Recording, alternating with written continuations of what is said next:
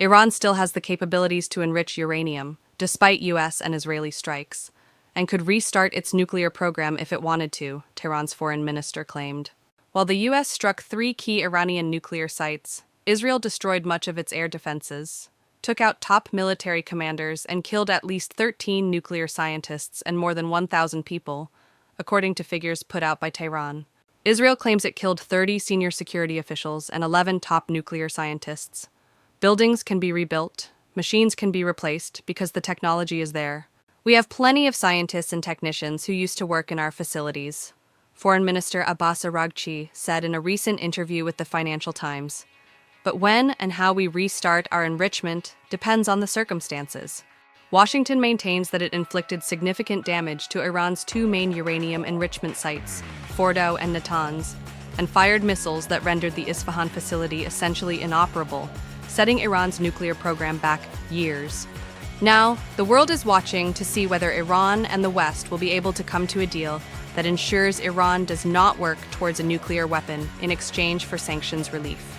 Araghchi said the U.S. must offer funds to Iran to compensate for last month's strikes in order to move forward with negotiations. They should explain why they attacked us in the middle of negotiations, and they have to ensure that they are not going to repeat that during future talks, Araghchi said. They have to compensate Iran for the damage that they have done. Araghchi claimed the so-called 12-day war proved there is no military solution for Iran's nuclear program. Araghchi also said the strikes had prompted calls from within the regime to weaponize Iran's nuclear program, but claimed Iran would continue to abide by a 2-decade-old fatwa banning the production of nuclear weapons. Anti-negotiation feelings are very high, Araghchi said. People are telling me, don't waste your time anymore.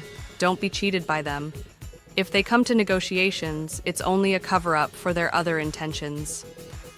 The minister repeated Iran's insistence that it would not give up its ability to enrich uranium for civil purposes, a sticking point for Washington.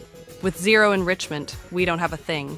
The White House could not immediately be reached for comment on Araghchi's remarks. Israeli officials have admitted that some of Iran's stockpile of highly enriched uranium did survive the attacks. European powers have threatened to trigger snapback United Nations sanctions against Iran if there isn't a breakthrough in nuclear talks.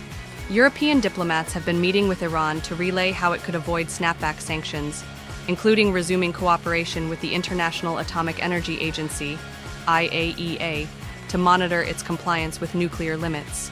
This is Rachel Pierce, and you've been watching Alert Desk USA, where the facts come first. Stay safe, stay informed.